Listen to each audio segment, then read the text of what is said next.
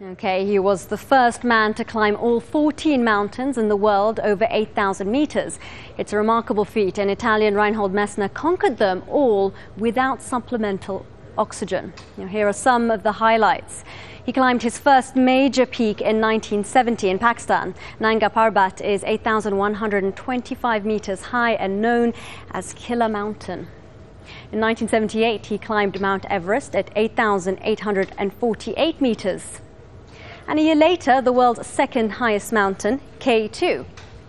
Over the next 8 years, he summited on 11 more 8,000-meter plus mountains in Tibet, Nepal, and also in Pakistan.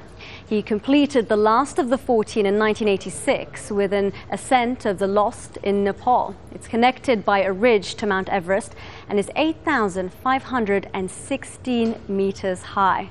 Reinhold Messner joins us live now from Kathmandu. There he is. It all sounds very glamorous, Mr. Messner, exciting life of climbing mountains, but clearly it must have had its challenges. What are some of the difficulties that you faced? First of all, good morning from Nepal, from Kathmandu, the main city in Nepal. For me, mountaineering began in the Alps because I was born in the Alps. I was first a rock climber. I became, especially between 25 and 40, a high altitude climber. There's a different approach to the mountains there. The lack of oxygen is the main issue. And afterwards, I traversed the big deserts in Africa, the Sahara Desert. I crossed Antarctica. I crossed Greenland the long way, the Gobi Desert. And always I was seeking for adventure. For me, mountaineering and also going out in the wilderness areas is the seek for adventure. Okay, so what was your best climb? It's very difficult to say. The most difficult and dramatic climb I had on Nanga Parbat in 70. I was quite young. I lost my brother there. I got frostbitten feet and also a few fingers because we were exposed to cold and high altitude for a week without food and without the possibility to have a tent and a shelter and sleeping bags. It was really a deadly situation.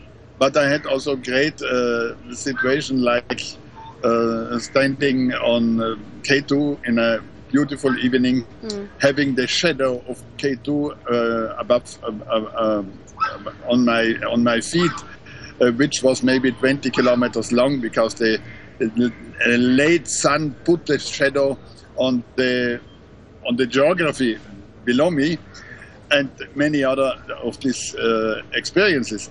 But generally, there's not a summit which is giving us the big joy or the enthusiasm, especially the coming back from these dangerous places which give us the feeling that we are reborn. Absolutely. What do you think about how mountaineers climb mountains today compared to when you first started doing it? Mountaineering is still a classical activity, but mountaineering is becoming slowly a sport. Most of the climbers today, they do not go out in nature. They climb indoor in the halls. They don't go to climb difficult mountains in Nepal or in the Alps or in South America. What happened now on the 8,000 meter peak, especially on Mount Everest, this is tourism. This is high class and very expensive tourism. So the Sherpas are preparing a line of fixed ropes and also ladders and bridges on the crevasses. They prepare also the tents, the camps, oxygen depots, and the clients, they use this infrastructure to hike up, to trek up Mount Everest. This is not mountaineering, but this is also okay. Tourism is part of our life. And I think that in the future we will have a bigger gap between classical, traditional alpinism and tourism in the mountains, and on the other side, sports in indoor places or in these famous climbing regions where young people are especially bouldering and not anymore going on bigger faces, bigger walls. And very lastly, Mr. Messner, would you consider climbing another mountain? In the moment I'm here in Nepal to do a film about the Himalayas, about the beauty of the Himalayas, about the human beings, the groups of people living high up in the mountains.